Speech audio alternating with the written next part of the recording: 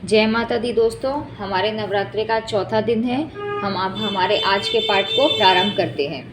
राजकुमार सुदर्शन को मारने के लिए यथाजित का भरद्वाजाश्रम पर जाना, मुनि से मनोरमा तथा सुदर्शन को बलपूर्वक छीन ले जाने की बात कहना तथा मुनि का रहस्य भरा उत्तर देना, भरद्वाज जी की बात सुनकर मंत्री की सम्मति से युधाजित का लौट जाना तथा कामबीज मंत्र के प्रभाव से सुदर्शन का जगदम्बिका की कृपा प्राप्त करना। व्यास जी कहते हैं, युद्ध समाप्त हो जाने पर महाबली युधाजित लड़ाई के मैदान से लौटकर अयोध्या पहुंचे। जाते ही वध कर डालने की इच्छा से मनोरमा और सुदर्शन को खोजने लगा। वह कहाँ चली गई यों बार बार कहते हुए उसने बहुत से सेवक इधर उधर दौड़ाए। फिर एक अच्छा दिन देखकर अपने दोहित्र शत्रुजीत को राजगद्दी पर बैठाने की व्यवस्था की। अथर्ववेद के पावन मंत्रों का उच्चारण करके जल से भरे हुए संपूर्ण कलशों से शत्रुजीत का अभिषेक हुआ। कुरुनंदन उस समय भैरी शंख और तुरही आदि बाजों की ध्वनि से नगर में खूब उत्सव मनाया गया। ब्राह्मण वेद पढ़ते थे, वंदीगण स्तुति गान कर रहे थे और सर्वत्र जय ध्वनि गूंज रही थी। ऐसा जान पड़ता था मानो अयोध्यापुरी हंस रही है। उस नए नरेश की राजगद्दी होने पर हृष्टपुष्ट मनुष्यों से भरी पूरी तथा स्तुति और बाजों की ध्वनि से निनादित वह अयोध्या एक नवीन पुरी सी जान पड़ती थी। कुछ सज्जन पुरुष ही अपने घरों में रहकर शोक मनाते थे। वह सोचते थे, ओ आज राजकुमार सुदर्शन कहाँ भटक रहा होगा। वह परम साध्वी रानी मनोरमा अपने पुत्र के साथ कहाँ चली गई। उसके महात्मा पिता वीरसेन तो राज्य लोभी वैरी युधाजित के हाथ युद्ध में मारे ही गए। इस प्रकार चिंतित रहकर सब में समान बुद्धि रखने वाले वह सज्जन पुरुष बड़े कष्ट से समय व्यतीत करते थे। शत्रुजीत का शासन मानना उनके लिए अनिवार्य था। युधाजित ने दोहित्र शत्रुजीत को विधि पूर्वक राजगद्दी पर बैठाकर मंत्रियों को कार्यभार सौंप दिया और स्वयं उज्जैनी नगरी को चला गया। वहां पहुंचने पर उसे समाचार मिला कि सुदर्शन मुनियों के आश्रम पर ठहरा है। फिर तो उसे मारने के लिए वह दुष्ट चित्रकूट के लिए चल पड़ा। उस समय श्रृंगवेरपुर में दुर्दर्श नामक एक निषाद राज्य करता था। वह बड़ा बली और शूरवीर था। युधाजित उसे अपना अगुआ बनाकर शीघ्र ही चल दिया। युधाजित सेना सहित आ रहा है, यह सुनकर मनोरमा के मन में महान क्लेश हुआ। छोटे से कुमार की संभाल करने वाली स्नेहमयी माता भय से घबरा उठी आंखों से आंसू गिराती हुई अत्यंत चिंतित होकर उसने मुनिवर भरद्वाज से कहा, मुनि जी, अब मैं क्या करूं और कहाँ जाऊं। युधाजित यहाँ भी पहुँच गया। इसने मेरे पिता को मारने के पश्चात अपने दोहित्र शत्रुजीत को राजा बना दिया और अब मेरे इस नन्हे से पुत्र का वध करने के लिए सेना सहित यहाँ आ रहा है। प्रभु, मैं एक प्राचीन इतिहास सुन चुकी हूँ। पांडव वन में रहते थे, मुनियों का पावन आश्रम ही उनका स्थान था। साथ में देवी द्रौपदी थी। पांचों भाई पांडव एक दिन शिकार खेलने चले गए। केवल द्रौपदी मुनियों के उस पावन आश्रम पर रह गई। वहाँ धौम्य, अत्रि, गालव, पेल, जाबाली, गौतम, भृगु, च्यवन, अत्रि के वंशज कणव, जतु, क्रतु, वृतिहोत्र, सुमंतु, यज्ञदत्त, वत्सल, राजाशन, कहोड़, यज्ञकृत तथा इनके अतिरिक्त भी बहुत से पुण्यात्मा मुनि उस पावन आश्रम पर विराजमान थे। उन सब ने वेद ध्वनि आरंभ कर दी थी। मुनि जी, वह आश्रम मुनियों से खचाखच भरा था। अपनी दासियों के साथ सुंदरी द्रौपदी निर्भय होकर समय व्यतीत कर रही थी। उसी समय सिंधु देश का समृद्धिशाली नरेश राजा जयद्रथ अपनी सेना के सहित उसी मार्ग से कहीं जा रहा था। वेद ध्वनि सुनकर वह मुनि के आश्रम के पास आ गया। पुण्यात्मा मुनियों की वेद ध्वनि सुनते ही राजा जयद्रथ रथ से तुरंत उतरा और उनके दर्शन करने की अभिलाषा से वहां आ पहुंचा। जब राजा जयद्रथ आश्रम में आया तब उसके साथ 2 नौकर थे। मुनियों को वेद पाठ में संलग्न देखकर वह वहीं बैठ गया। प्रभो, मुनि मंडली से भरे पूरे उस आश्रम में वह राजा जयद्रथ हाथ जोड़कर कुछ समय तक बैठा रहा। इतने में वहां बैठे हुए उस नरेश को देखने के लिए बहुत सी स्त्रियां तथा मुनि भार्याएं भी चली आई। उनके मुंह से यह कौन है निकल रहा था। उन स्त्रियों के समाज में देवी द्रौपदी भी थी।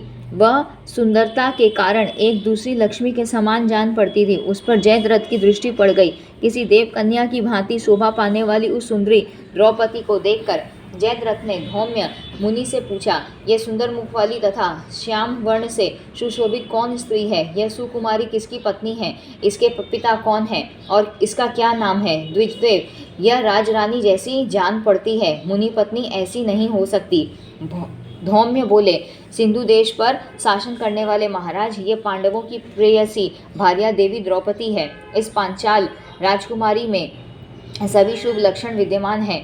इस समय यह इसी उत्तम आश्रम पर रहती है। जयद्रथ ने पूछा, विख्यात पराक्रमी वह शूरवीर पांचों पांडव कहाँ गए हैं? क्या इस समय वह महाबली योद्धा निश्चिंत होकर इसी वन में ठहरे हैं? धौम्य जी ने कहा, वह पांचों पांडव वन में गए हैं, शीघ्र ही यहाँ पधारेंगे। धौम्य मुनि की बात सुनकर राजा जयद्रथ उठा और द्रौपदी के पास जाकर उसने प्रणाम किया और यह वचन बोला, सुंदरी, तुम्हारा कल्याण हो। इस समय वह तुम्हारे पतिदेव कहाँ गए? निश्चय ही आज तुम्हें वन में 11 वर्ष व्यतीत हो गए हैं। तब द्रौपदी ने उत्तर दिया, राजकुमार, आपका कल्याण हो, आश्रम के पास ठहरिए, अभी पांडव आ रहे हैं। द्रौपदी के इस प्रकार कहने पर अत्यंत लोभ से आक्रांत उस पापी नरेश ने मुनियों का अपमान करके देवी द्रौपदी को हर लेना चाहा। अतः बुद्धिमान पुरुष को चाहिए कि सर्वदा किसी के विश्वास पर निर्भर न हो जाए। हर किसी पर विश्वास करने वाला दुर्जन दुख पाता है। इस विषय में प्रमाण राजा बलि है। विरोचन नंदन श्रीमान बलि बड़े धर्मात्मा सत्य प्रतिज्ञ यज्ञशील दानी शरण देने में कुशल तथा उत्तम विचार के राजा थे। वह प्रहलाद के पौत्र थे। अधर्म में कभी उनकी रुचि नहीं होती थी। उन्होंने दक्षिणायुक्त 99 यज्ञ किए। उस समय योगी लोग भी जिनकी उपासना करते हैं, वह भगवान विष्णु देवताओं का कार्य संपन्न करने के लिए निर्विकार होते हुए भी सात्विक रूप धारण करके धरातल पर पधारे। कश्यप जी के घर उनका अवतार हुआ। बलि को छलने के लिए उन्होंने वामन वेश बना लिया था। उन्होंने कपट करके बलि का राज्य तथा समुद्र प्रयत्न सारी पृथ्वी उनसे छीन ली। विरोचन कुमार राजा बलि सत्यवादी थे। भगवान विष्णु इंद्र का काम साधने के लिए उनके साथ कपट कर गए। यह प्रसंग मैं सुन चुकी हूँ। जब सत्व मूर्ति भगवान विष्णु ने ही यज्ञ विध्वंस करने के विचार से वामन रूप धारण करके ऐसा कर्म कर डाला, तब दूसरा मनुष्य क्या ही नहीं कर सकता। अतः मुनिवर कभी किसी का भी विश्वास नहीं करना चाहिए, क्योंकि जब मन में लोभ आ जाता है तब उसे पाप करने से कोई भय नहीं रहता। यह निश्चय है कि लोभ से जिनकी बुद्धि मारी गई है, वह प्राणी अनेकों पाप कर बैठते हैं। उन्हें कभी भी किसी काम के करने में उन्हें परलोक का किंचित मात्र भी भय नहीं रहता। लोभ से नष्ट हुए चित्त वाले मनुष्य दूसरों का धन हड़पने के लिए मन, वाणी और कर्म से भली भांति अपने कार्य में संलग्न हो जाते हैं। बहुत से मानव देवताओं की निरंतर आराधना करके धन चाहते हैं। यह निश्चय है कि देवता स्वयं हाथ से धन उठाकर किसी को नहीं दे सकते, किंतु उनके द्वारा मनुष्य का अभिलषित धन दूसरे के पास से उसके पास चला जाता है। किसी भी बहाने से देवता धन देने में कुशल हैं। वैश्य धान्य और वस्त्र आदि बहुत सी चीज़ें बेचने के लिए संग्रह करके मेरी संपत्ति अधिक से अधिक बढ़ जाए, इस अभिलाषा से देवताओं को पूजते हैं। परंतु क्या इस व्यापार से दूसरों का धन हड़पने की उन्हें इच्छा नहीं होती? व्यापारी वस्तु खरीद लेने के बाद तुरंत ही महंगी मनाने लगता है। इसी प्रकार सभी प्राणी दूसरों की संपत्ति लेने के लिए निरंतर प्रयत्न में लगे रहते हैं। वाहन ब्राह्मण तब विश्वास कैसा? लोभ और मोह के वशीभूत प्राणियों के लिए तीर्थदान और अध्ययन सभी व्यर्थ है। उनका किया सत्कर्म भी नहीं किए के समान हो सकता है।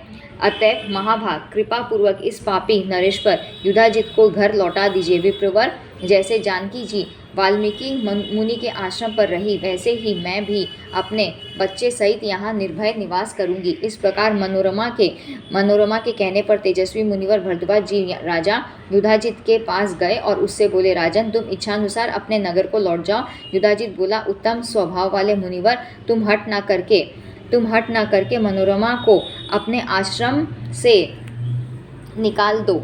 मैं मनोरमा को छोड़कर नहीं जा सकता। यदि तुम ऐसा नहीं करोगे तो फिर मैं उसे बलपूर्वक छीन ले जाऊंगा। ऋषि ने कहा, जैसे प्राचीन समय में विश्वामित्र मुनिवर वशिष्ठ की धेनु को बलपूर्वक ले जाने को ले जाने को तैयार हुए थे। वैसे ही यदि तुम में शक्ति हो तो बलपूर्वक मेरे आश्रम से मनोरमा को ले जाओ। व्यास जी कहते मुनिवर भरद्वाज जी की यह बात सुनकर राजा युधाजित ने अपने वृद्ध मंत्री को बुलाया और बड़ी सावधानी के साथ उससे पूछा, सुवत्र, तुम्हारी बुद्धि बड़ी विलक्षण है, बताओ अब इस अवसर पर मुझे क्या करना चाहिए? क्या मीठे वचन बोलने वाली पुत्रवती उस सुंदरी मनोरमा को बलपूर्वक छीन लूं? क्योंकि सब प्रकार से कल्याण की इच्छा करने वाले पुरुष को चाहिए कि एक छोटे शत्रु की भी उपेक्षा न करे। समय पाकर वह छोटा शत्रु भी राज्य क्षमा रोग की भांति बढ़कर मृत्यु का साधन बन सकता है। यहाँ न कोई सेना है और न योद्धा ही जो मुझे रोक सके, अतः यहाँ मैं अपने दोहित्र के शत्रु उस सुदर्शन को पकड़कर आसानी से मार डालूंगा, और यदि मैं बलपूर्वक इस प्रयत्न में सफल हो जाता हूँ तो उसका राज्य निष्कंटक हो जाता है। यह निश्चय है कि सुदर्शन के मर जाने पर मेरा दोहित्र निर्भय हो जाएगा। प्रधानमंत्री ने कहा, राजन, सहसा कोई काम नहीं करना चाहिए। आपने भरद्वाज मुनि की बात सुनी है ना? उन्होंने विश्वामित्र का उदाहरण सामने रखा है। वह बहुत पुरानी कथा है। गाधी नंदन श्रीमान विश्वामित्र एक प्रसिद्ध नरेश हो चुके हैं। एक समय की बात है, वह महाराज घूमते हुए वशिष्ठ मुनि के आश्रम पर पहुंच गए। उन प्रतापी नरेश ने मुनि को प्रणाम किया। मुनि ने एक आसन आगे बढ़ा दिया और राजा विश्वामित्र उस पर बैठ गए। इसके बाद महात्मा वशिष्ठ जी ने विश्वामित्र को भोजन के लिए बुलाया। गाधी नंदन महायशस्वी वह नरेश अकेले नहीं थे, उनके साथ बड़ी सेना भी थी। नंदिनी की कृपा से खाने पीने की सभी वस्तुएं वहां उपस्थित हो गई। राजा और उनके सैनिकों ने इच्छानुसार भोजन किया। अब राजा विश्वामित्र नंदिनी के उस प्रभाव से अपरिचित न रहे, अतः वह मुनिवर वशिष्ठ से उस नंदिनी को मांगने लगे। विश्वामित्र ने कहा, मुने, आप बड़े तपस्वी हैं, आपसे मेरी प्रार्थना है, यह नंदिनी गौ मुझे दे देने की कृपा करें। मैं इसके बदले में बड़े धनों वाली 1000 गौएं आपको देता हूँ। वशिष्ठ जी बोले, राजन, यह गौ होम के लिए भविष्य प्रदान करती है, अतः मैं किसी प्रकार इसको दे नहीं सकता। तुम्हारी 1000 गौएं तुम्हारे ही पास रहें। विश्वामित्र ने कहा, साधो, आपकी इच्छा के अनुसार 10,000 अथवा 1,00,000 गौएं देने को मैं तैयार हूँ, किंतु आप मुझे नंदिनी अवश्य दे दीजिए, नहीं तो फिर मैं बलपूर्वक छीन लूंगा। वशिष्ठ जी बोले, राजन, तुम्हारी जैसी इच्छा हो उसे बलपूर्वक पूरा कर लो, परंतु मैं अपनी रुचि से तो इस नंदिनी गौ को अपने आश्रम से तुम्हारे यहाँ नहीं भेज सकता। मुनिवर वशिष्ठ की उपयुक्त बातें सुनकर राजा विश्वामित्र ने अपने महाबली सेवकों को आज्ञा दी कि तुम लोग नंदिनी गौ को पकड़ लो। वह सभी सेवक अपने बल के अभिमान में चूर थे। उन्होंने बलपूर्वक नंदिनी को बांध लिया। नंदिनी कांपने लगी, उसकी आंखों से आंसू टपकने लगे। उसने मुनिवर वशिष्ठ से कहा, मुने, आप क्यों मुझे त्याग रहे हैं? देखिए, ये राजकर्मचारी मुझे बांधकर घसीट रहे हैं। तब वशिष्ठ जी ने ये उत्तर दिया, उत्तम दूध देने वाली धेनो, मैं तुम्हें त्याग नहीं रहा हूँ। सुबह यह राजा तुम्हें जबरदस्ती लिए जा रहा है। मैंने अभी इसका स्वागत किया है। क्या करूँ? तुम्हें छोड़ने की मेरे मन में किंचित मात्र भी इच्छा नहीं है। इस प्रकार मुनि के कहने पर नंदिनी के सर्वांग में क्रोध भड़क उठा। वह बड़े जोर से रंभाने लगी। उसके मुख से अत्यंत भयंकर शब्द निकले। उसी समय नंदिनी के शरीर से असीम डरावने दैत्यों का आविर्भाव हो गया। वह सभी दैत्य हाथों में हथियार लिए हुए थे, शरीर पर कवच सुशोभित थे। ठहरो ठहरो, यो उनके मुख से ध्वनि निकल रही थी। फिर तो उन्होंने राजा विश्वामित्र की सारी सेना समाप्त कर दी और नंदिनी को बंधन से मुक्त कर दिया। तदनंतर अत्यंत दुखी होकर विश्वामित्र अकेले ही घर लौट गए। उस समय अत्यंत कातर उस नीच नरेश के मन में बड़ी ग्लानि हुई। उसने क्षत्रिय के बल की घोर निंदा की और ब्राह्मण के बल को दुराराध्य मानकर वह तपस्या करने लगा। एक निर्जन वन में बहुत वर्षों तक विश्वामित्र की कठिन तपस्या चलती रही। अंत में क्षत्रिय धर्म का परित्याग करके वह राजा ऋषि बन गया। अतएव राजन, आप भी एक अद्भुत मुनि का वैर न मोल लीजिए। तपस्वियों के साथ संग्राम छेड़ना निश्चय ही अपने कुल को काल के मुख में झोंकना है। राजेंद्र, अब आप इन परम तपस्वी मुनिवर भरद्वाज जी के पास जाइए और भविष्य में कुछ भी न करने का आश्वासन दीजिए। सुदर्शन भी सुखपूर्वक यहाँ समय व्यतीत करे। अरे संपत्तिहीन यह एक अबोध बालक आप जैसे बलवान राजा का अहित ही क्या कर सकेगा? एक अनाथ दुर्बल कुमार के प्रति आपका वैर भाव रखना बिल्कुल व्यर्थ है। महाराज सर्वत्र दया रखनी चाहिए। यह सारा संसार देव के चलाए चलता है, फिर डहा रखने से क्या प्रयोजन है। जो होना है वह तो होकर ही रहेगा। राजन, देव की प्रेरणा से वज्र तृण के समान तुच्छ हो जाता है और किसी समय तृण में भी वज्र जैसी शक्ति आ जाती है, इसमें कोई संशय नहीं है। इस दैव का ही प्रभाव है कि खरहा सिंह का तथा मच्छर हाथी का घातक बन बैठता है। अतएव मेधावी राजन, आप सहसा काम करने से मुख मोड़ कर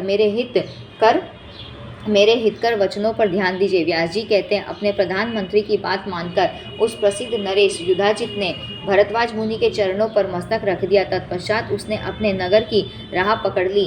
अब मनोरमा के मन की भारी चिंता भी मिट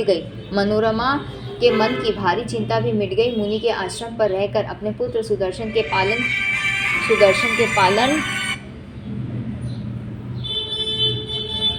पालन पोषण में वह अपना समय व्यतीत करने लगी। दिन बीतते गए। जब वह सुकुमार बालक सुदर्शन कुछ बड़ा हो गया, तब सब तरह से निर्भय होकर मुनि कुमारों के साथ खेल कूद में भी शामिल होने लगा। एक समय की बात है, सुदर्शन मंत्री विद्दल के पास था। इतने में एक मुनि कुमार वहां आया और हास्य के रूप में विद्दल को क्लीब इस नाम से पुकार उठा। इस क्लीब शब्द में जो क्ली एक अक्षर है, वह सुदर्शन को स्पष्ट सुनाई पड़ा और तुरंत याद हो गया। अब अनुस्वारहीन उस शब्द को ही वह बार बार रटने लगा। क्ली यह कामबीज नामक भगवती जगदम्बिका का बीज मंत्र है। वही मंत्र सुदर्शन के मन में जम गया।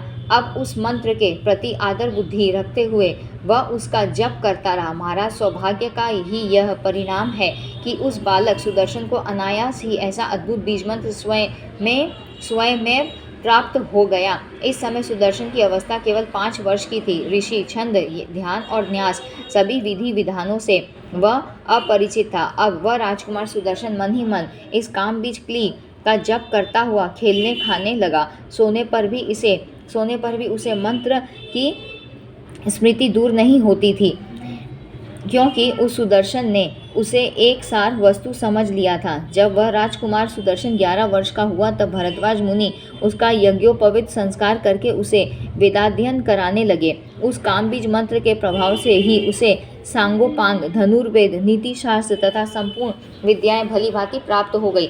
एक समय की बात है, राजकुमार सुदर्शन को भगवती ने साक्षात दर्शन देकर कृतार्थ किया। भगवती लाल वस्त्र पहने हुई थी। उनके विग्रह से लालिमा चमक रही थी और सभी आभूषण भी लाल वर्ण के थे। वह अद्भुत शक्ति भगवती वैष्णवी गरुड़ पर विराजमान थी। उन जगदम्बिका के दर्शन पाकर राजकुमार सुदर्शन का मुख प्रसन्नता से खिल उठा। अब संपूर्ण विद्याओं के रहस्य को जानने वाला वह राजकुमार उसी वन में रहने और भगवती जगदम्बिका की उपासना करते हुए नदी के तट पर घूमने लगा। जग जननी की कृपा से उसे धनुष, बहुत से तीखे बाण, तुरीण और कवच मिल गए थे। काशी नरेश की एक लाडली कन्या थी। उसका नाम शशिकला था। उस श्रेष्ठ कन्या में सभी उत्तम गुण थे। उस कन्या शशिकला ने सुना, समीप ही वन के मुनि आश्रम में कोई एक राजकुमार रहता है। सर्वलक्षण संपन्न वह राजकुमार सुदर्शन नाम से विख्यात है। शूरवीर होने के साथ ही वह ऐसा सुंदर है मानो दूसरा कामदेव ही हो। जब बंदी जनों के मुख से उस राजकुमारी ने यह समाचार सुने, तब उसके मन में सुदर्शन को पति बनाने की इच्छा उजग उठी। बुद्धि ने समर्थन भी कर दिया। उसी दिन आधी रात के समय स्वप्न में भगवती जगदम्बिका शशिकला के पास पधारी और उसे आश्वासन देकर स्वस्थ चित्त से यह वचन कहने लगी, उत्तम कटि भाग से शोभा पाने वाली सुंदरी, वर मांगो। सुदर्शन मेरा भक्त है। मेरी आज्ञा मानकर संपूर्ण कामनाओं को पूर्ण करने वाला वह सुदर्शन अब तुम्हारा हो गया। इस प्रकार स्वप्न में भगवती जगदम्बिका के मनोहर रूप के दर्शन पाकर तथा उनके मुखारविंद से निकले हुए वचन याद करके वह सुंदरी शशिकला बड़े जोर से हंस पड़ी। उसे इतना आनंद मिला कि वह उठकर बैठ गई। माता के बार बार पूछने पर भी उस तपस्विनी राजकन्या ने माँ से अपनी प्रसन्नता का कारण नहीं बतलाया। स्वप्न की बात बार बार याद आने पर उसका मुख प्रसन्नता से खिल उठता था। एक किसी दूसरी सखी से शशिकला ने स्वप्न की सारी बातें विस्तार पूर्वक बतला दी। तदनंतर एक दिन विशाल नेत्रों वाली वह राजकुमारी शशिकला अपनी सखियों के साथ घूमने के लिए सुंदर उपवन में गई। चंपा के बहुतेरे वृक्ष उस उपवन की शोभा बढ़ा रहे थे। फूल तोड़ती हुई वह राजकुमारी चंपा के नीचे पहुंच गई। वहीं कुछ क्षण रुक जाने पर उसने देखा मार्ग पर एक ब्राह्मण बड़ी उतावली से आ रहा है। उस ब्राह्मण देवता को प्रणाम करके सुंदरी शशिकला मधुर वाणी में बोली, महाभाग, आपका किस देश से पधारना हुआ है? ब्राह्मण ने कहा, बाले, मैं भरद्वाज जी के आश्रम से एक आवश्यक कार्यवश इधर आया हूँ। तुम क्या पूछती हो मुझसे कहो। शशिकला बोली, महाभाग, उस आश्रम में अत्यंत प्रशंसनीय, संसार में सबसे बढ़कर तथा विशेष रूप से देखने योग्य कौन पदार्थ है? ब्राह्मण ने कहा, कल्याणी, वहाँ ध्रुव संधि नरेश के राजकुमार श्रीमान सुदर्शन रहते हैं। उन श्रेष्ठ पुरुष का जैसा नाम है वैसे ही उनमें सभी गुण भरे हैं। वस्तुतः वे बड़े दर्शनीय पुरुष हैं। सुंदरी, जिसने कुमार सुदर्शन को नहीं देखा, मेरी समझ से उसकी आंखों की कोई सार्थकता सिद्ध नहीं होती। संसार की दृष्टि करने वाले